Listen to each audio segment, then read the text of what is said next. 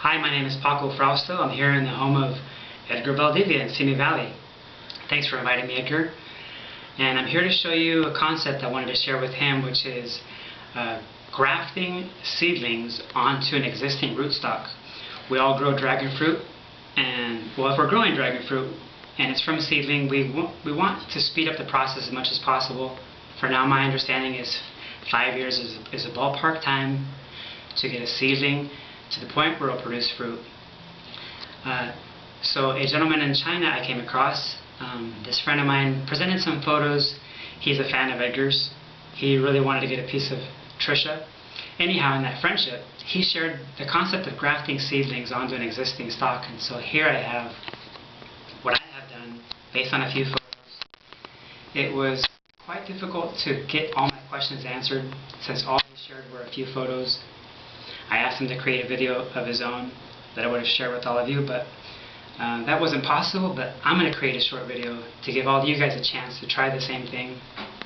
And here's one that I noticed its first growth on the main seedling on July 18th. Today is August 5th.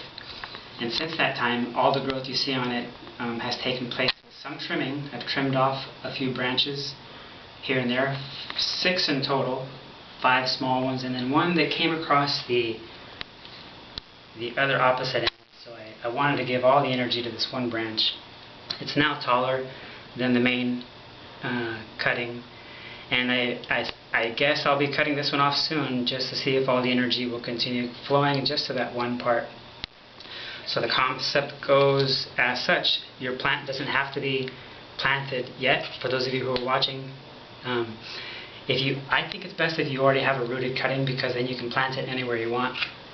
Edgar was nice enough to bring this from his garden, and you would start by making a clean cut across the branch.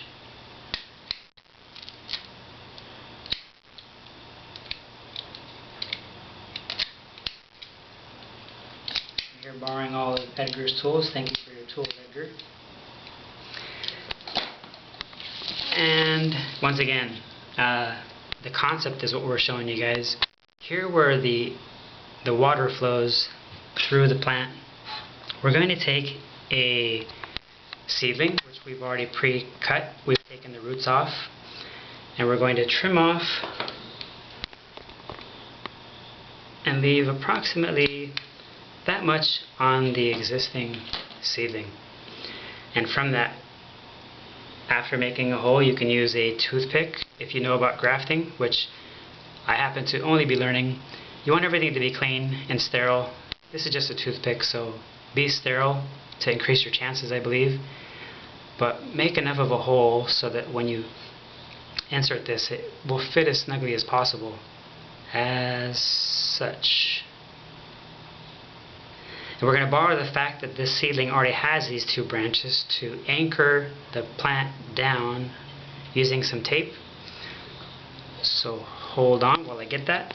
I'm taking it off so it doesn't fall. Here we just have random Scotch tape, no commercials intended.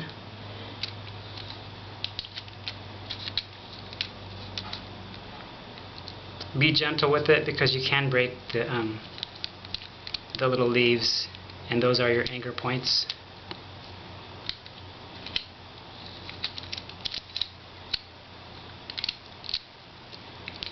Choose yourself how much you want to trim off. This is all experimental, but you want the energy to go towards creating roots, so I would keep this in the shade. Edgar suggested trimming this down, and I would too, again with clean instruments.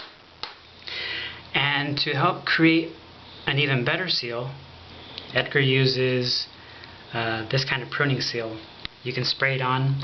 You'll have to take care of any overspray, so I'm going to hope to not damage Edgar's home here as this works pretty good.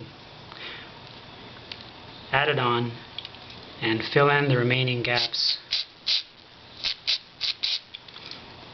with a smooth object. In this case, I'll just fill in with a simple toothpick to straighten things out. Those of you who've grafted before know you don't want any air getting in to mess with the seal.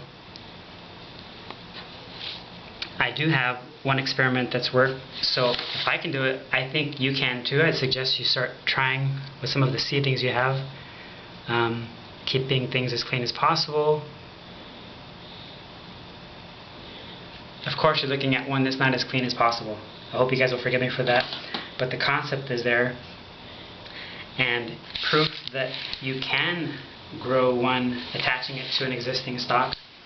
Again, it was on July 18th that I first noticed growth. The actual seedling was about half as big as it was. I kept it in the dark, so it was pale white. And from there, since I already had roots on this stock, I immediately planted it.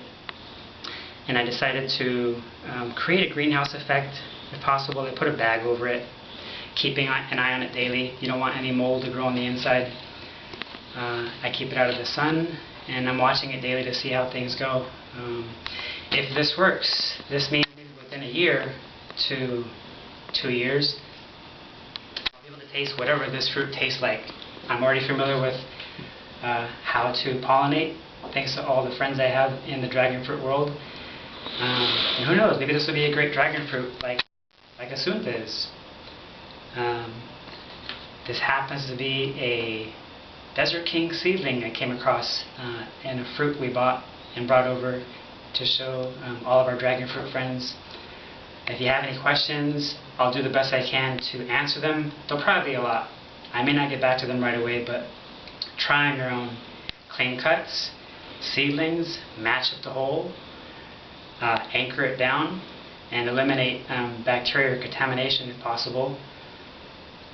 And let us know how it goes for you. This is Paco saying thank you from Simi Valley with Edgar Valdivia.